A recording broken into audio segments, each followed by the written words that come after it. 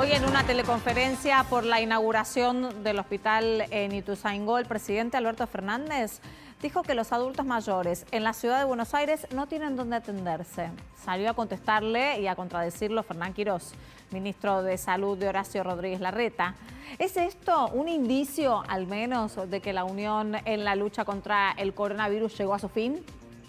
Tanto el presidente como el jefe de gobierno porteño miden muy bien en las diferentes encuestas que están circulando y eso es tenido en cuenta, por supuesto, por los dos sectores políticos. ¿Por qué?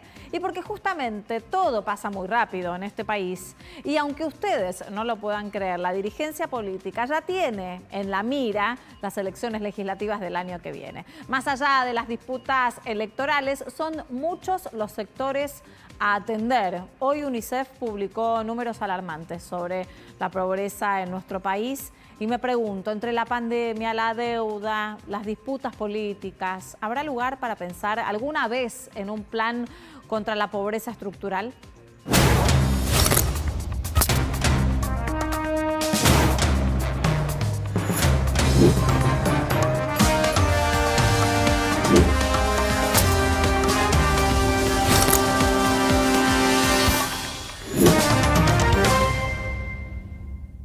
Ya estamos con todo el equipo de hoy. Nos toca en un día con nuevos récords en las cifras que se reportaron por parte del Ministerio de Salud de la Nación por el coronavirus. Positivos se confirmaron 7.147 casos y 127 muertes son las que se informaron. En el medio de toda esta pandemia que está atravesando el pico de casos, por lo que venimos evaluando y lo que dicen los especialistas, empiezan a surgir los quiebres de la política, los dimes y diretes, las disputas en la política argentina, ¿no, Gise?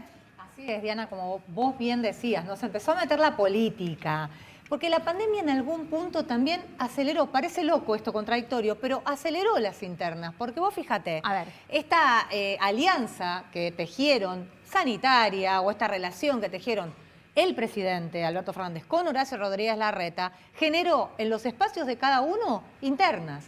Claro. La ladura de Juntos por el Cambio no quiere saber nada de esa relación y le pide a Rodríguez Larreta que lo cuestione. Y el kirchnerismo tampoco, y de hecho le pega cada vez que puede. La presidenta Cristina la semana pasada tuiteó en contra de la policía de la ciudad. Sí. Y bueno, hoy vos estabas contando lo que hizo el presidente, que pareció más una respuesta hacia su propia tropa, ¿no? Claro, una declaración para a su adentro. propia Recién tropa. fuera de cámara hablábamos, en algún punto en el otro lado donde estaba el discurso del presidente estaba Axel Kicillof, Claro, quien ya había hablado de que muchos de los afiliados al PAMI de la ciudad se atienden en la provincia, claro, en la última conferencia de prensa. Bueno, lo cierto es que mal que le pese a Horacio Rodríguez Larreta, hay un equipo que ya está trabajando no solo para el 2021, sino para el 2023.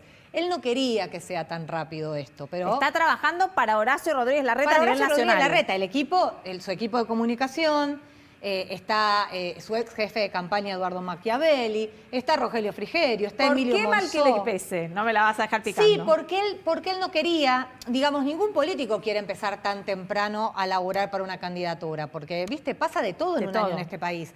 Incluso ahora él está midiendo muy bien en las encuestas, lo disfruta, pero también le preocupa, porque si vos ya tenés, o sea, tenés más tendencia a caer que a subir, con lo cual nunca está tan bueno de entrada medir tan bien y que esté todo. Entonces, bueno, la estrategia igual de Larreta va a ser no confrontar. Hoy lo vimos que mandó a hablar a Quirós. Él no habla, contestó, dijo que seguramente fue incluso off the record, los voceros, o sea, off the record es en declaraciones no públicas, decían seguramente el presidente fue mal asesorado por el PAMI. O sea, hasta se cuidaban sin hacer la declaración pública de no criticarlo. Esa es la orden. Ese radio pasillo me encanta. No confrontar con el presidente. Horacio Rodríguez Larreta está convencido de que la grieta hay que superarla. Yo tengo que superar la grieta.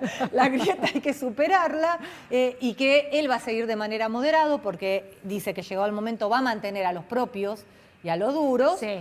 Y va a sumar a ese sector del peronismo de masa que esté disconforme, sí. Y bueno, llegado el momento de la puesta de eso. Por ahora no se va a despegar del presidente tan rápidamente. Le viene funcionando eso bastante. Otro de los temas del día es que la Cámara del Crimen al menos consideró que el proyecto que envió el Poder Ejecutivo sobre la reforma judicial es inconstitucional. ¿Cuál es el argumento, Nico? Bueno, lo advierten que el proyecto es inconstitucional, se paran en varios ejes, pero hay dos troncos que son centrales. Número uno, la Constitución Nacional habla de la inamovilidad de los jueces. O sea, yo no puedo agarrar a un juez federal y pasarlo a a decirle mañana usted se presenta en otro juzgado y a partir de mañana es juez en lo civil. Y el otro tronco tiene que ver con los derechos humanos. Y uno de los derechos humanos garantizados por la Constitución Nacional dice que uno será juzgado por los jueces naturales del lugar y del hecho que le corresponda. O sea, a mí no me puede juzgar en lo penal un juez civil, ni me puede juzgar en lo penal. Si robo en la Ciudad de Buenos Aires, no me puede juzgar un juez de Formosa. Me tiene que juzgar un juez de la Ciudad de Buenos Aires y el momento que me asignan a ese juez que estaba de turno ese día, ese es mi juez. Punto. ¿Qué pasó? Estamos hablando de que iban a duplicar los juzgados, iban a pasar de 12 a 23, sí. Iban a fusionarlos. Después de esos 23 iban a pasar a ser 46 porque se iban a duplicar, pero no iban a duplicar las secretarías, o sea, iban a ser con secretaría única. Sí. Con lo cual cada secretario se iba a llevar sus causas a los otros juzgados. Exacto. Pero lo que importa no es el secretario, que es lo que importa el juez natural. Entonces empezamos a advertir un montón de cosas que ya tienen que ver con los derechos humanos. Ahora, en esta circunstancia que se da, hay que, en algún punto para que nos quede claro, ¿no? Considera que es inconstitucional. ¿Eso se puede dar marcha atrás en algún punto? ¿Puede quedar en la nada? No se puede dar marcha atrás porque las curiosidades que vienen atrás de esto tienen que ver con lo siguiente. Número uno, es una respuesta a una pregunta que nadie hizo. O sea, no hubo ningún abogado que vaya a plantear la inconstitucionalidad de un proyecto que no fue aprobado por el Congreso. Están advirtiendo que es inconstitucional en caso de que se aprobara. Número dos, Diana, el 99,9% de los argumentos utilizados en la acordada son argumentos de la Corte Suprema de Justicia de su composición actual. O sea, esto termina en la Corte Suprema. Si mañana la Corte tiene que intervenir, o sea, lo que está haciendo la Cámara es advertir que si esto llega a la Corte en algún momento, es inconstitucional. Vamos a analizar todos estos temas con Humberto Schiavoni, que es senador nacional por Misiones del PRO y además es el presidente del bloque del PRO en el Senado. Senador, buenas noches, gracias por atendernos. No, gracias a ustedes por llamar. Comentábamos recién con Nicolás el tema del proyecto de la reforma judicial. Me gustaría que usted nos cuente su postura al respecto y cómo cree que cómo va a tener el proyecto circunstancia en el Senado. Si cree que va a salir rápido, si cree que va a ser difícil. Bueno, vamos por parte. El proyecto tiene muchas aristas que nosotros ya hemos cuestionado, desde la oportunidad, por el costo que implica, por lo que significa distraer recursos institucionales, hasta por lo que encubre, que es una búsqueda de impunidad para un sector del gobierno, un sector que está corporizado en Cristina Kirchner y todos los exfuncionarios que fueron procesados oportunamente. Claramente tiene problemas con la constitucionalidad. Hemos visto la acordada de la Cámara del Crimen de la Nacional, sí, donde advierte, hace un meduloso estudio respecto de las violaciones a la Constitución, y obviamente que eso va a terminar seguramente dirimiéndose en la Corte Suprema de Justicia. Lo que mencionábamos recién con Nicolás, claro. Pero fundamentalmente el problema es lo que encubre esto, cuál es el objetivo, cuál es la finalidad.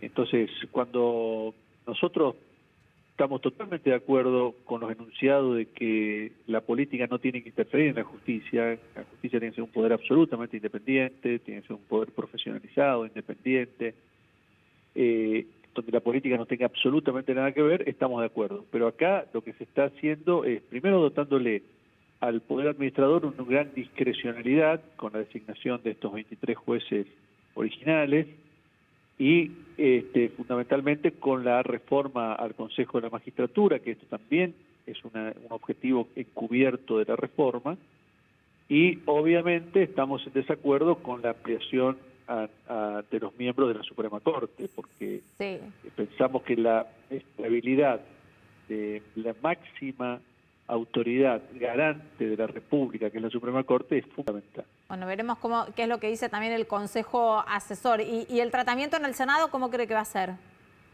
Bueno, en el Senado, mire, para ser franco, ¿Tiene mayoría el oficialismo? El oficialismo tiene una mayoría sumamente holgada, tiene quórum propio. Lo que no tiene son los 2/3 para aprobar, por ejemplo, la designación del procurador fiscal, por ejemplo, los miembros de la Suprema Corte, en el caso de que se produjera una vacante o se aumentara el número y tuviéramos que designar nuevos jueces. O sea que esa es el único poder que tenemos nosotros en el Senado claro, hoy. Para negociar. Son los puntos que tienen de negociación. Para ser consecuentes con los valores y los principios que nuestro espacio político sostiene. Nada más que eso. Nico. Sí, ¿cómo le va, Schiavoni? Uno recuerda, cuando ve casos como lo de la acordada de hoy más el proyecto presentado, recuerda automáticamente lo ocurrido en 2013 con el intento de modificar el Consejo de la Magistratura y que sus miembros pudieran ser elegidos por voto popular. Y también recuerda la pérdida de tiempo que significó eso, que fueron meses de marchas, actos políticos, contramarchas, votaciones, vigilias, todo para que en 2 horas la Corte dijera es inconstitucional. ¿No estamos de vuelta ante una maniobra que se podría evitar claramente y dedicar el tiempo a otra cosa? Sí, sin dudas, es una tensión innecesaria a las instituciones del país. Mire, volviendo al tema de la reforma, la última vez que se duplicaron los juzgados federales fue en la década del 90, donde quedaron los 12 juzgados de Comodoro Pi, y entre otros jueces, miren, la casualidad, fueron designados Ollarvide, Canicoba Corral, Branca, todos jueces que terminaron o con juicio político o renunciando en medio de escándalos, como fue el caso de Ollarvide o de Canicoba Corral. O sea que la experiencia en ese sentido no es buena, y tendríamos que evitar la mayoría automática que se produjo en ese momento. Esta es una corte que si fuera por nuestro espacio político estaríamos en minoría, porque nosotros hemos designado solamente 2 jueces que no tuvieron en cuenta las preferencias partidarias, sino su idoneidad y su profesional, técnica, como fueron Rosencrantz y Rosati. Ahora, ¿qué diferencias hay con el proyecto de reforma que usted había presentado en su momento? Bueno, muchísima diferencia. Por empezar, el proyecto nuestro estaba circunscripto y priorizaba lo que era la lucha contra el narcotráfico, por eso preveía la designación de jueces en lugares más complicados, como Misiones, mi provincia, como Salta, Jujuy, todo lo que es el noreste, noroeste, Santa Fe. Y segundo, tenía en cuenta las necesidades que la reforma de la implementación del Código Procesal Penal con la creación de la figura del fiscal como impulsor del proceso y con proyecto de reforma del Código Procesal Civil que preveía o que está previendo la oralidad. Entonces, en ese caso se justificaba la duplicación de los juzgados. Estaba enmarcado en ese contexto, pero no tiene nada que ver con este contexto, donde está frenada la implementación del sistema acusatorio en lo penal y ni siquiera hemos avanzado en comisión con la implementación del Código Procesal Civil. Por eso es un contexto absolutamente diferente, no tiene nada que ver. Senador, quisiera pasarlo al ámbito político, dado que el año que viene también hay elecciones de medio término, estamos atravesando el pico de la pandemia en el país, hoy se registró un nuevo récord en 7.147 casos positivos, y sin embargo empiezan a aparecer las fisuras o las enemistades políticas que ya llevan años en la política argentina. ¿Cómo ve usted que se está parando en algún punto el oficialismo y la oposición con respecto a las internas, siendo que son contrincantes y que cada uno quiere ir por sus votos en miras al año que viene? Mire, yo creo que la ciudadanía tiene que haber tomado cuenta de las distintas actitudes. Por un lado, un oficialismo nacional que utiliza cualquier argumento, incluso algunos argumentos falaces, para denostar al jefe de gobierno de la Ciudad de Buenos Aires, para seguir profundizando la grieta, y por otro lado contrasta con la actitud que ha tenido y que tiene Horacio Rodríguez Larreta, el ministro Fernán Quirós, de un profesionalismo extremo, de priorizar lo que es la lucha contra la pandemia, de tratar de cerrar toda grieta y conformar un gran equipo para luchar contra este flagelo, que lamentablemente no se ve correspondido con la actitud presidencial. Es que están todos hablándole a la tribuna de Cristina Fernández de Kirchner, lamentablemente. ¿Usted cree entonces que en algún punto las declaraciones que van en contra de Horacio Rodríguez Larreta son de puertas para adentro? Que le abran a sus votantes más radicales, más duros. No tenga la menor duda, cuando habla el jefe de gabinete Cafiero, le habla Cristina Fernández de Kirchner y así sucesivamente. Nosotros siempre hemos dicho y lo hemos sostenido, lo hemos demostrado, vamos a hacer una oposición constructiva, vamos a marcar nuestras diferencias, pero de manera respetuosa y siempre haciendo aportes. Y es lo que hemos hecho hasta este momento. Giselle. Sí, Humberto, ¿qué tal? Ahora, hablando de esto de Cristina Kirchner, la oposición casi no la nombra. Ustedes mismos tienen una interna de ver cómo se paran frente al gobierno, si una postura más dura o una postura más moderada como la de Larreta, pero usted está hablando ahora de Cristina Kirchner, pero casi no se la nombra. ¿Cuál es el rol que cree que está jugando Cristina? Nosotros siempre hemos sostenido lo mismo. Más allá de los matices que existen en cualquier espacio político, siempre hemos sido consecuentes con los principios y con los valores de nuestro espacio y hemos puntualizado a través de documentos públicos, de apariciones periodísticas, de los integrantes cada uno de nuestro espacio, defendiendo los principios, los valores y puntualizando las transgresiones que el gobierno y el kirchnerismo nos tiene acostumbrados. Lo hacemos permanentemente en el ámbito legislativo, en el ámbito de los gobernadores, en los ámbitos partidarios, en los distintos planos que conforman la oposición. ¿Cuál es el rol que tiene ella hoy? ¿No es una vicepresidenta tradicional? Claramente no es una vicepresidenta tradicional. Tiene una clara influencia sobre las decisiones de gobierno, desde sacar un tuit promocionando un artículo en un periódico donde justamente desmiente lo que el presidente vino siendo al convocar a empresarios y a la CGT. Bueno, coletazo de eso lo estamos teniendo el día de hoy con la disputa con la CGT, ¿no? Y si uno piensa, senador, en su espacio político, en Juntos por el Cambio, ¿quién tiene el liderazgo a nivel nacional? Bueno, el liderazgo es un liderazgo mucho más colectivo. Cuando uno está en la oposición, necesariamente los liderazgos son más colectivos, más de equipo, que cuando uno gobierna y donde claramente el líder era Mauricio Macri. ¿Usted sostiene que el líder sigue siendo Mauricio Macri, entonces? No le escuché, discúlpeme. ¿Que usted sostiene que el líder entonces sigue siendo Mauricio Macri? Cuando uno gobierna, el liderazgo muy claro, porque el presidente, cualquiera fuera, en el caso nuestro Mauricio Macri, es el líder indiscutivo del espacio. Cuando uno está en la oposición, el liderazgo naturalmente es más colectivo, donde están las autoridades partidarias, donde están los gobernadores y donde están los líderes parlamentarios. Es mucho más colectivo y así viene funcionando correctamente. Claro, pero de aquí al futuro todos no van a gobernar, van a tener que encolumnarse al menos en alguna figura que tenga conocimiento nacional, proyección y demás. Sin duda. Acá sí se nos comentó al inicio del programa que lo están preparando a Larreta. Falta bastante para eso. Por suerte, Juntos por el Cambio va a tener una oferta de varios dirigentes muy importantes que van a poder competir exitosamente contra el hoy oficialismo. O sea que en eso estamos muy tranquilos y muy conformes con los dirigentes que tienen nuestro espacio. Sí, Nico. ¿Cree que entre esa gran oferta que tienen para el futuro se podrá mantener la unidad con la Unión Cívica Radical, teniendo en cuenta que los radicales han sido muy críticos de la falta de espacio que ha tenido durante la gestión anterior? Sí, absolutamente. Creo que la unidad está, por lo que podemos ver, el radicalismo es un partido que fundamentalmente tiene los mismos valores que nosotros. Compartimos una misma visión de lo que tiene que ser el país.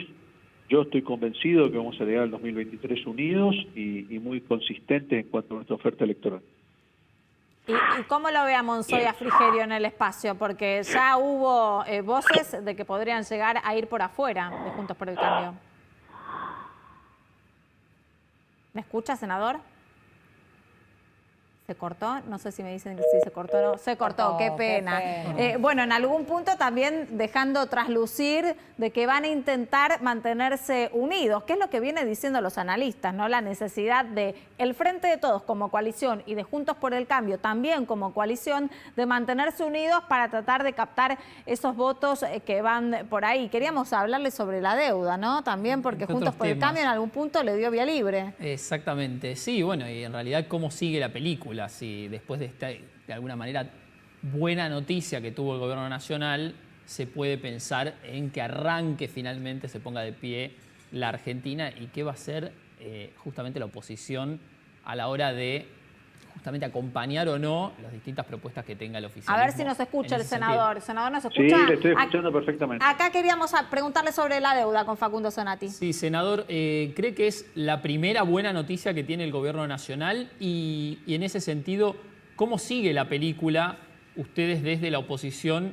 Porque seguramente van a venir muchas nuevas medidas para reactivar la economía. ¿Van a apoyar ese programa, digamos, de desarrollo?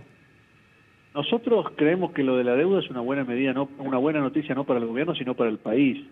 Y así como hemos apoyado de manera unánime la reestructuración de la deuda en 2 oportunidades a nivel legislativo, lo apoyamos en esta circunstancia y estamos conforme que el país haya podido sortear este obstáculo muy difícil.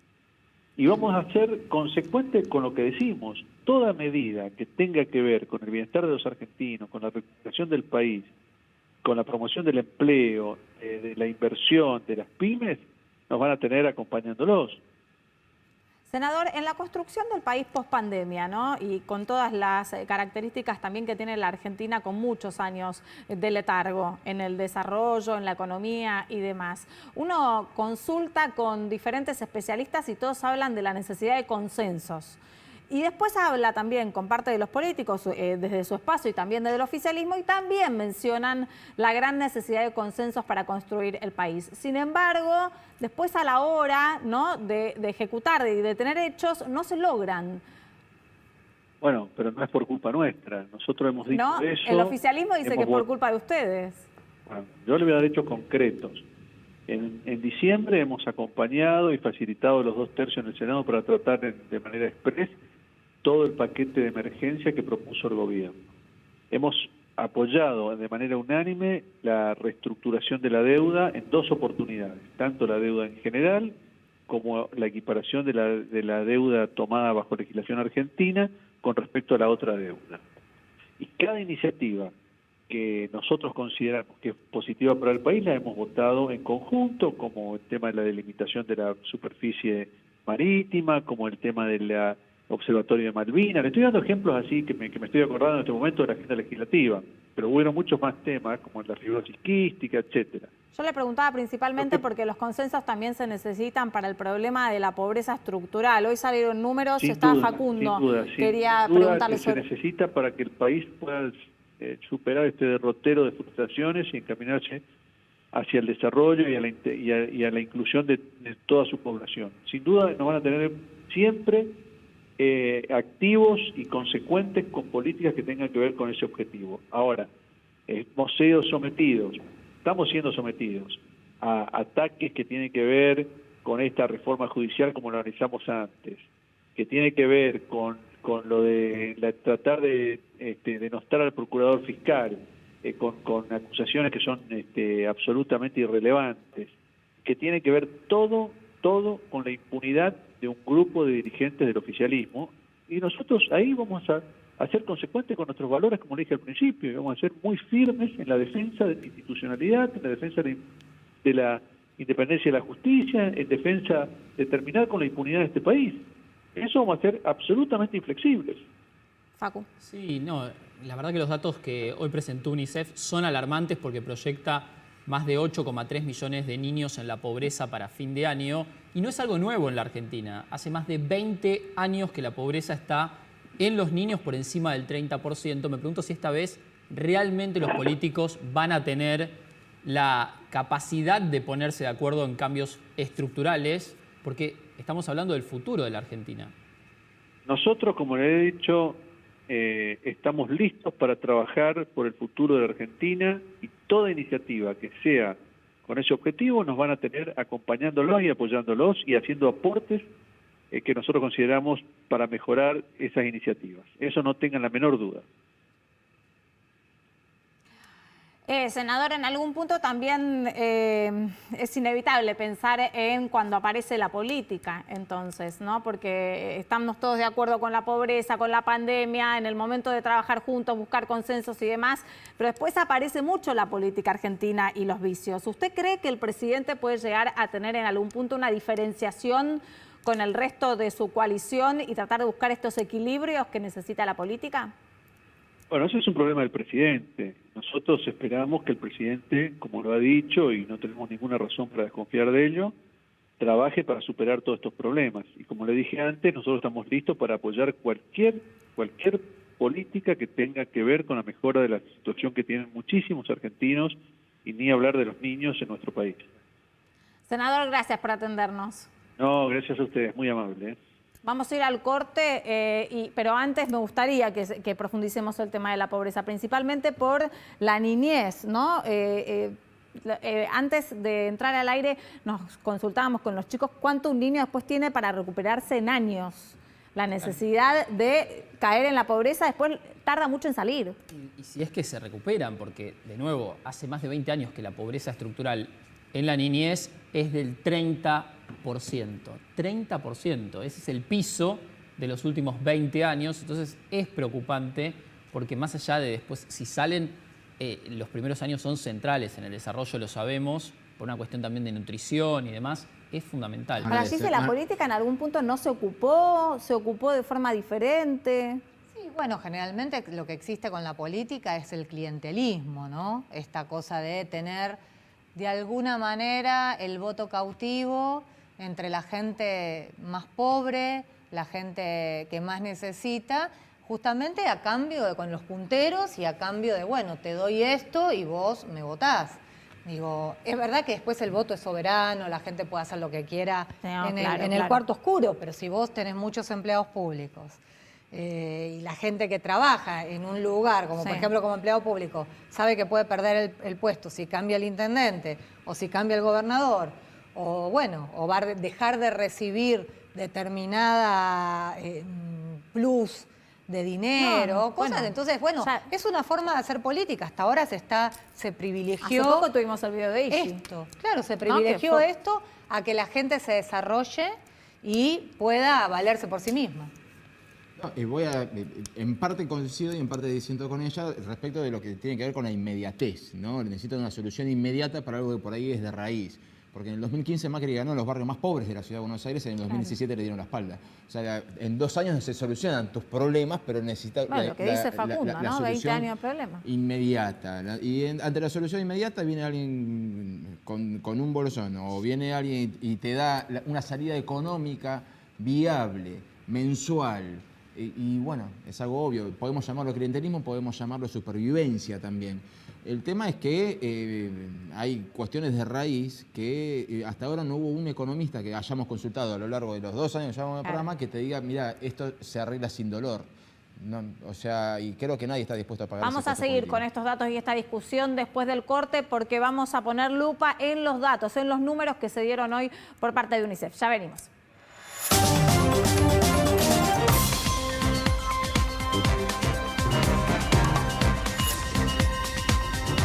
Controlar el virus es una